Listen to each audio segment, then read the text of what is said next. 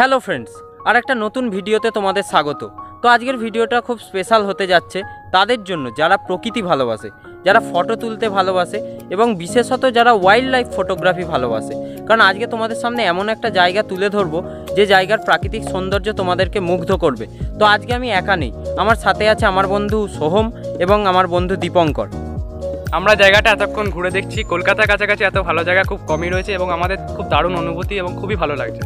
তাহলে বন্ধুরা চলো আর সময় নষ্ট না করে দেখে নেওয়া যাক। বর্তমান সময়ে আমাদের জীবন শহুরে কোলাহল আর ইট কাঠ পাথরের মধ্যে আবদ্ধ হয়ে পড়েছে। আমরা সকলে শহুরে জীবনকে উপভোগ করলেও মাঝে মাঝে প্রাণ খুলে নিঃশ্বাস নেবার জন্য আমাদের প্রকৃতির মাঝে ছুটে যেতেই হয়। কিন্তু বর্তমানে এই সবুজ প্রকৃতির অস্তিত্ব সংকটের সম্মুখীন। চারিদিকে যতদূর চোখ যায় শুধু বড় বড় ফ্ল্যাট বাড়ি, ভিড় রাস্তা আর শহুরে কোলাহল। তাই যে সকল মানুষ প্রকৃতি ভালোবাসেন বা যারা প্রকৃতির ছবি তুলতে ভালোবাসেন তারা এই সবুজহীন শহুরে জীবনে হাঁপিয়ে ওঠেন। আজকে কলকাতার কাছাকাছি এমনই একটি জায়গার সন্ধান আপনাদেরকে দেব, যেখানে গেলে আপনারা শহুরে কোলাহল থেকে মুক্ত হয়ে একটু প্রাণ খুলে নিঃশ্বাস নিতে পারবেন। এই জায়গাটির নাম বৈদ্যবাটি ডিভিসি খাল। এটি বৈদ্যবাটি স্টেশন থেকে খুব কাছেই অবস্থিত। এখানে আসার জন্য আপনাকে হাওড়া ব্যান্ডেল মেন লাইনে ট্রেন চেপে বৈদ্যবাটি স্টেশনে নামতে হবে। তারপর বৈদ্যবাটি স্টেশন থেকে এই খাল মাত্র মিনিট 5-এর হাঁটা পথ। এখানকার প্রাকৃতিক পরিবেশ আপনাকে মুগ্ধ করবেই করবে। অগভীর খাল তার আপন ছন্দে বয়ে চলেছে, আর খালের দুই পারে অসংখ্য গাছপালা এই জায়গার সৌন্দর্যকে আরও বৃদ্ধি করে তুলেছে। এছাড়াও পাশের মাঠে চাষি ভাইদের চাষ করতেও দেখবেন। আবার হয়তো দেখবেন একদল মানুষ কাঠ কেটে বাড়ি ফিরছে লাল মাটির রাস্তা ধরে। আবার একদল মানুষকে হয়তো অগভীর খালে মাছ ধরতেও দেখবেন।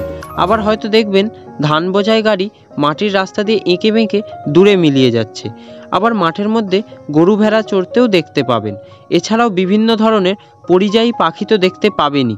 সব মিলিয়ে একটা সুন্দর গ্রাম্য প্রাকৃতিক পরিবেশ আপনি দেখতে পাবেন এখানে। এই জায়গাটিতে মানুষ মূলত ভিড় করেন পরিযায়ী পাখি দেখার জন্যই। দেশ বিদেশের বহু পাখি এখানে বিভিন্ন সময়ে এসে থাকে। দূর দূরান্ত থেকে বহু মানুষ ক্যামেরা নিয়ে লেন্সবন্দি করতে আসেন এই সব পাখিদের। আমি পক্ষী বিশারদ নই, তাই আমার পক্ষে বিভিন্ন পাখির নাম বলা সম্ভব হলো না। তবে এটুকু বলতেই পারি যে আপনি এখানে এলে মোটেও হতাশ হবেন না।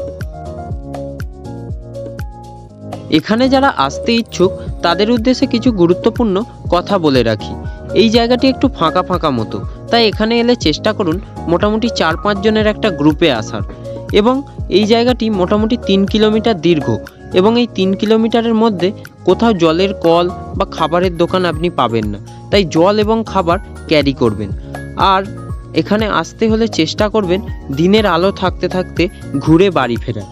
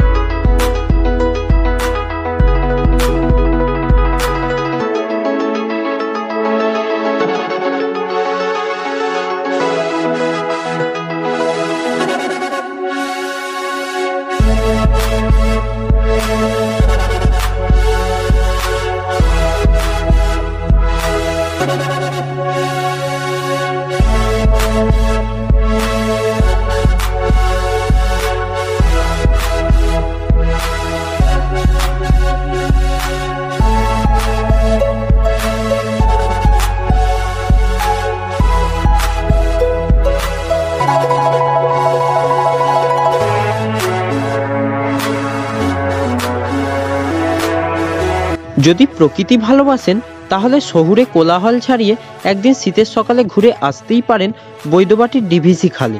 এটুকু কথা দিচ্ছি যে এখানকার প্রাকৃতিক সৌন্দর্য আপনাকে একটুও হতাশ করবে না।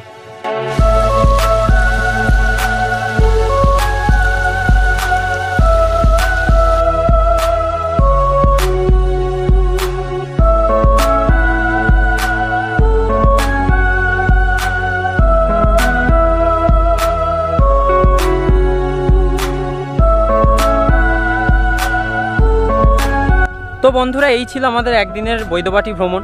তো আমাদের তো খুব ভালো লাগলো।